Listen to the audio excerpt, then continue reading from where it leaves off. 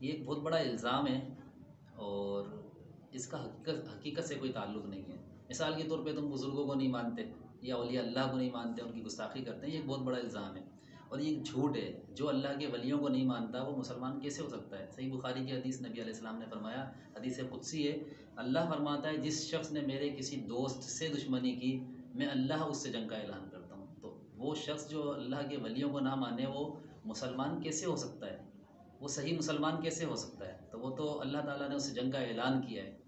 तो ये एक बहुत बड़ा झूठ है, बहुत बड़ा इल्ज़ाम है। हाँ, एक फ़र्क ज़रूर है, फ़र्क ये है कि वो ये कहते हैं कि किसी इमाम की अगर तक़लीद की जाए तो अब आपने इमामों को माना, आपने बुज़ुर्गों को माना, वरना आपने नहीं माना। या आपने किसी बुज़ुर्ग की नियाज़, फ़ातिहा या उर्स वग़ैरह मनाया तो आपने बुज़ुर्गों को माना, वरना नहीं माना।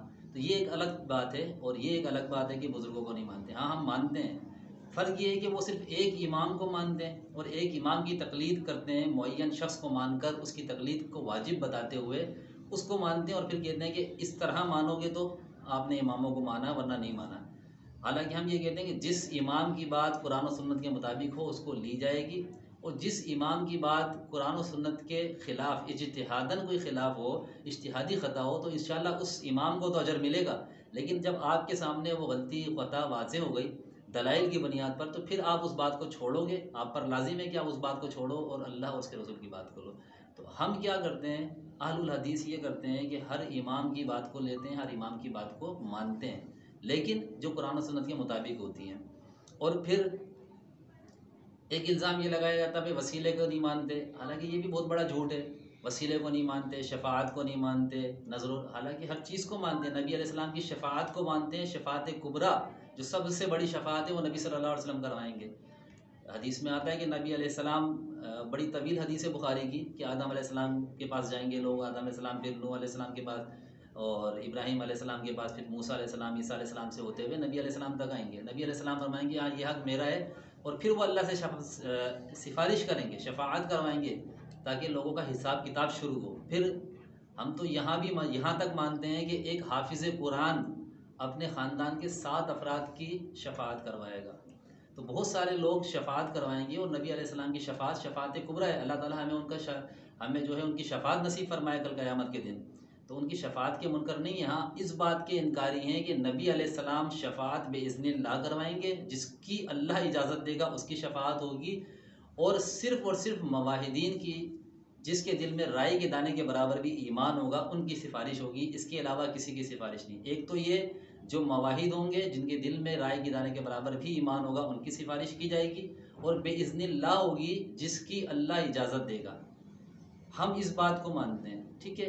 लेकिन वो आम मुतलक तौर पर उनका एक ऐलान होता है कि नबी अलैहिस्सलाम शफ़ाअत करवाएंगे अपने उम्मत की।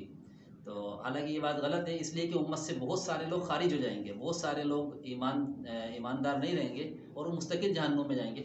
जैसे कि कुरान पाक की आयत गवाह है इस बात पर, वमा युमिनु अक्सरुहुम बिल्लाहि इल्ला वहुम मुशरिकून, इनमें अक्सर लोग ईमान लाने के बाद शिर्क करते हैं। तो जिनके दामन में शिर्क होगा यकीनन वो जन्नत में नहीं जाएंगे, उनकी शफ़ाअत भी नहीं की जाएगी। इसी तरीके से वसीले का इनकार, ये हम पे इल्ज़ाम थोपा जाता है कि वसीले को नहीं मानते, हालांकि वसीले को भी मानते हैं, लेकिन वो वसाइल जो जायज़ हैं, जो शरीयत ने बताएँ। जैसे कि सही बुखारी की हदीस है कि वो 3 अशख़ास का वाक़िया, कि वो गार में फंस गए, नबी अलैहिस्सलाम ने फरमाते हैं कि उन तीनों ने जो है वसीला बनाया।